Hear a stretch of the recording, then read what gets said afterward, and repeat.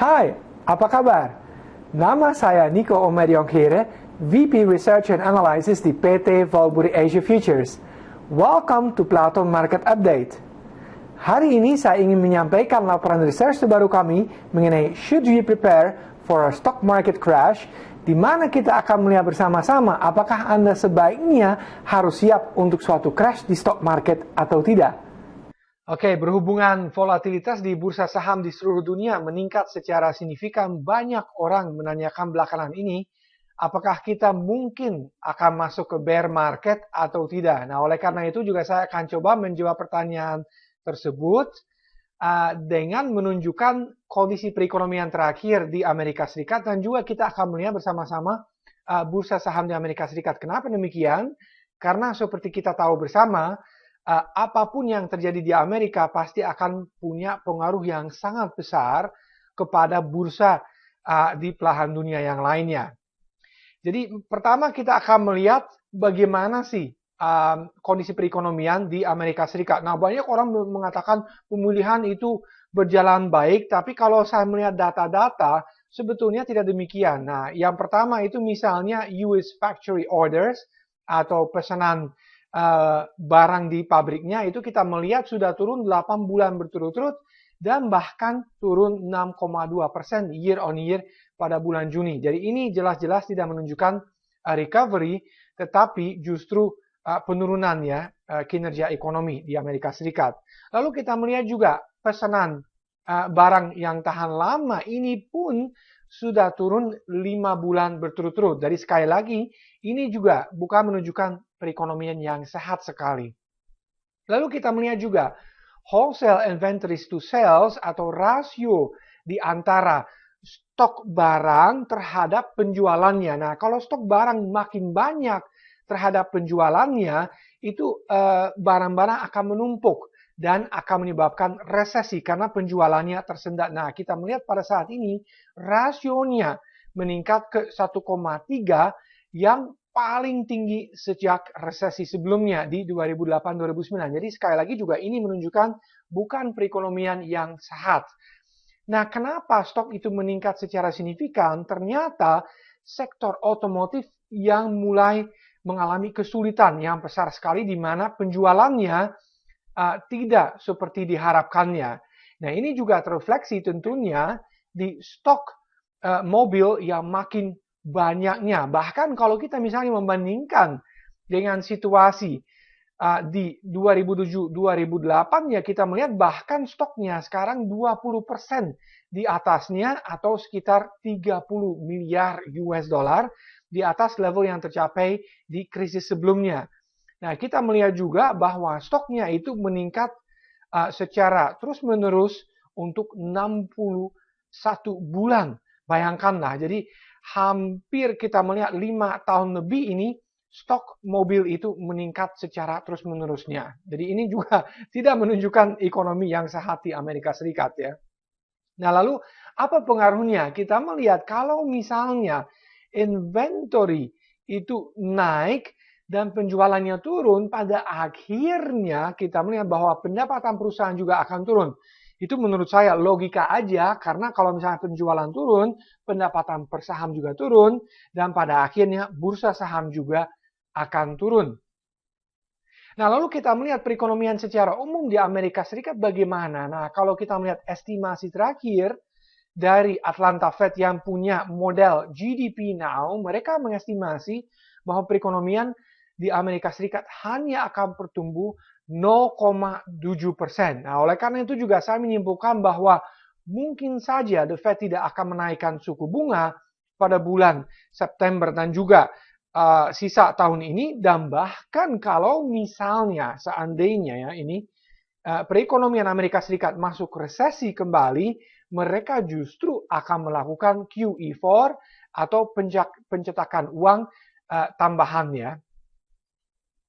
Nah, kalau kita melihat misalnya Amerika pada saat ini dalam satu kartun, kita boleh mengatakan bahwa ekonominya di Amerika Serikat itu sangat tersendat, bahkan speednya nol ya, atau hampir tidak bertumbuh sama sekali. Jadi saya pikir ini memang menggambarkan situasinya dengan baik sekali, di mana mereka selalu mengatakan pemulihannya itu akan lancar, tapi kita melihat selalu tidak demikiannya. Nah, lalu ini contohnya yang paling bagus saya pikir dari perusahaan di Amerika Serikat, Caterpillar, yang menjual alat beratnya. Kalau kita misalnya melihat ke belakangnya, krisis sebelumnya di 2007-2008, salesnya itu turun 19 bulan berturut-turut dan disebutnya The Great Recession. Nah, sekarang kalau kita melihat sejak tahun 2013 sampai dengan sekarang, salesnya year on year turun 31 bulan berturut-turut. Jadi boleh dikatakan ini malah lebih parah ketimbang krisis sebelumnya. Jadi ini mesti disebut apa? The Great Recovery? Saya rasa tidak demikian ya. Malah mungkin menurut saya itu disebutnya prolonged depression atau depresi yang berkepanjangannya.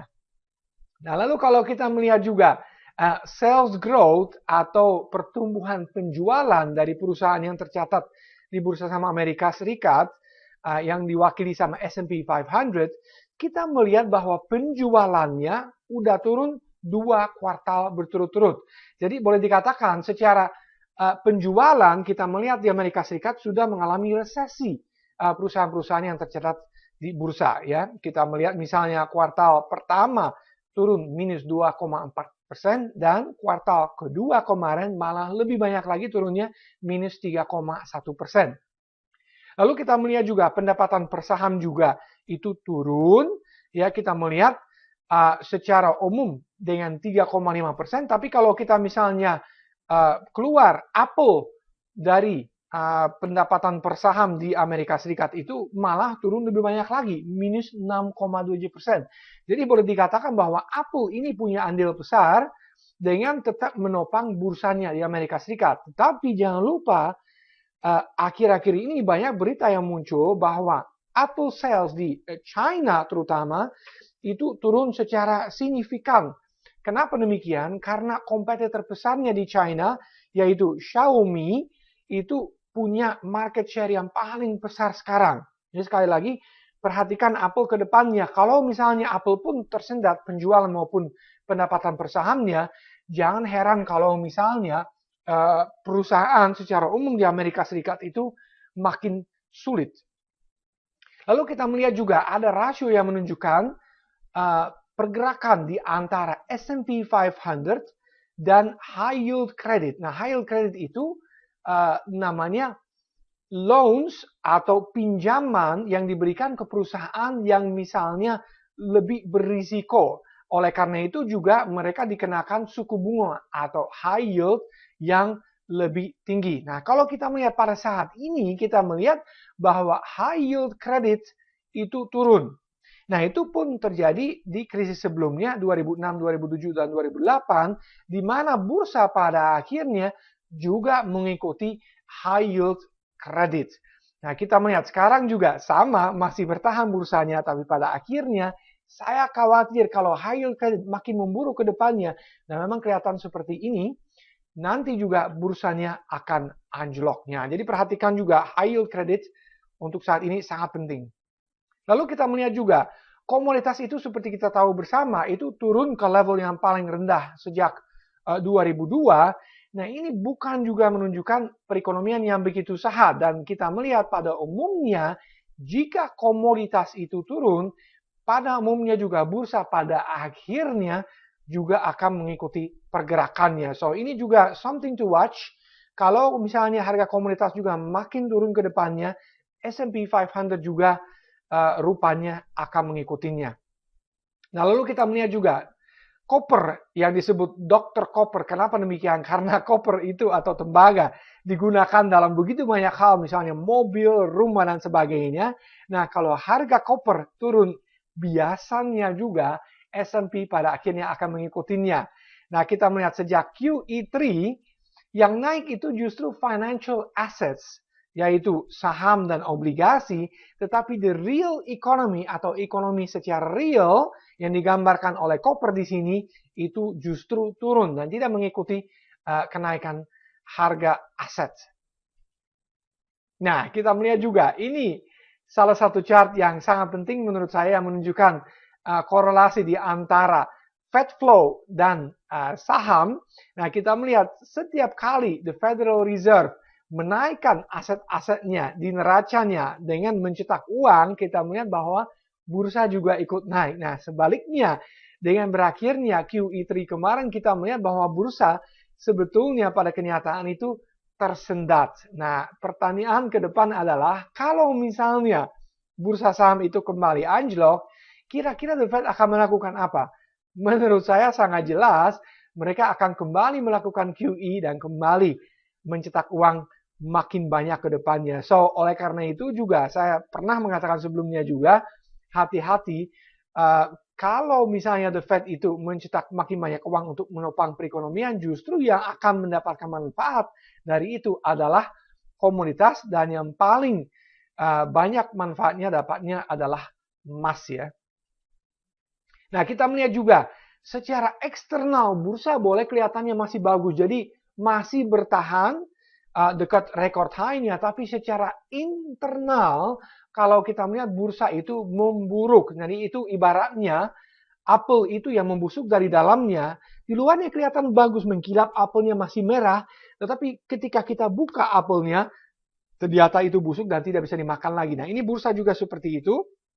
Kita melihat dari rasio-rasio apa, kita melihat ternyata banyak saham yang mencetak low baru ketimbang high baru.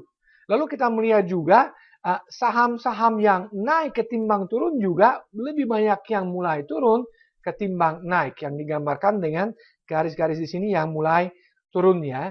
Lalu kita melihat di bawah di sini juga makin banyak saham yang berada di bawah 50-day moving average dan juga di bawah 200-day moving average. Jadi kita melihat secara internal memang makin lemah bursanya. Lalu kita melihat juga internals yang lain seperti misalnya saham-saham yang berada di atas 200-day moving average itu makin sedikit. Dengan kata lain, boleh dikatakan bahwa makin banyak saham berada di dalam downtrend atau bearish pada saat ini. Nah, kita melihat situasi yang serupa dulu di 2007-2008 di mana makin banyak saham berada di bawah 200 moving average, pada akhirnya bursa secara umum juga ikut turun. Nah, sekarang juga serupa di mana makin banyak saham bearish, makin banyak saham yang downtrend. Oleh karena itu juga hati-hati, jangan-jangan nanti pada akhirnya bursa juga akan makin bearish. Lalu kita melihat secara teknikal, di sini ada broadening top disebutnya atau megaphone pattern yang menunjukkan bahwa uptrend yang berlangsung dari 2009 sampai 2015 ini akan segera berakhir dan nanti kita akan turun, dan hati-hati bear market yang akan datang ke depannya menurut saya akan lebih besar ketimbang bear market sebelumnya, di mana saham di Amerika Serikat bisa turun di antara 50 hingga 90%. Jadi jangan kaget kalau misalnya bursa di Amerika Serikat akan menjadi sangat-sangat bearish. Lalu kita melihat juga secara weekly, bursa juga menunjukkan bahwa ada downtrend yang mulai terbentuknya, di mana saham mulai roll over dan bahkan berada di bawah 40-week moving average atau dengan kata lain 200-day moving average ya. Jadi ini juga menunjukkan bursa mulai makin lemah, yang juga ditunjukkan oleh MACD yang bearish divergence terhadap bursanya itu sendiri. Lalu kita melihat juga pola yang sangat-sangat bearish di S&P 500, di mana sekarang mulai terbentuk rising wedge, yang merupakan pola yang bearish. Jadi kalau misalnya ini support trend line pecah pada akhirnya, hati-hati bursa bisa dengan cepat panik dan turun secara signifikan. Nah, level apa yang perlu diperhatikan? Kita melihat di chart berikutnya. Sekarang supportnya untuk S&P 500 berada di 2040. Kalau ini pecah, hati-hati sekali. Kapan ini akan terjadi? Saya rasa kemungkinan besar kalau misalnya pecah level ini akan terjadi bulan depan atau paling telat bulan Oktober. Jadi perhatikan bulan September-Oktober ini merupakan 2 bulan yang secara historis sangat-sangat bahaya untuk bursa. Lalu pola ini juga, rising wedge, itu juga terpampang di grafik Nasdaq atau saham-saham teknologinya, di mana kalau support trendline ini pecah juga, bursa bisa anjlok ya, dengan cepat sekali.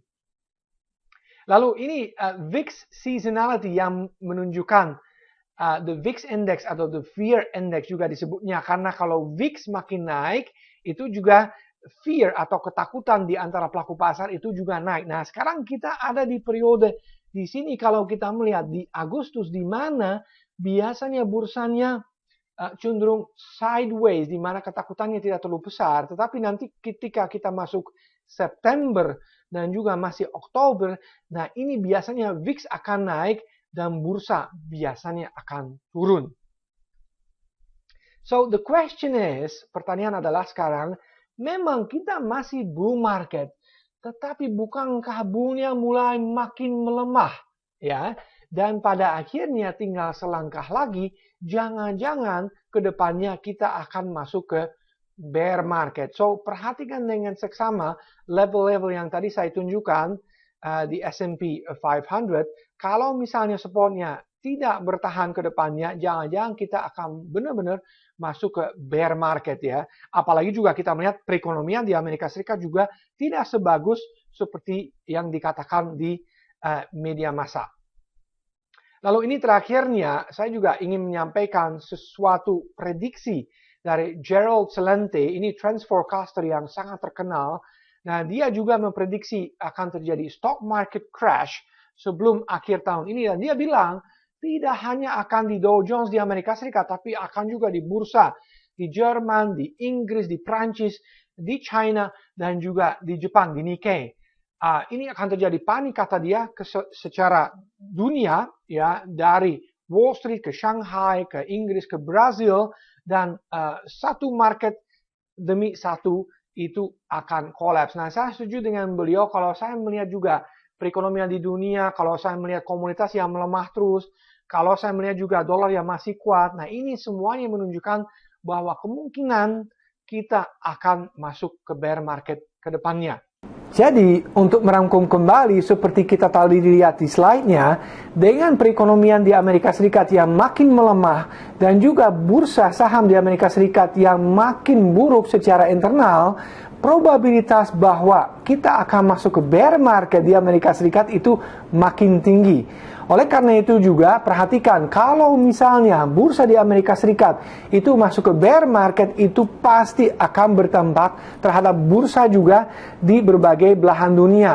Terutama juga kita yang di Asia juga pasti akan merasakan dampaknya. Jadi sebaiknya saran yang saya bisa berikan kepada investor, baik itu di saham secara individual maupun juga indeks saham Asia, mungkin sebaiknya Anda menggunakan stop loss yang sangat ketat jika Anda masih punya posisi buy, dan juga perlu mempertimbangkan untuk membuka posisi sell yang baru pada saat ini. Sekian dari saya untuk saat ini. Sampai jumpa di video komentari yang berikutnya.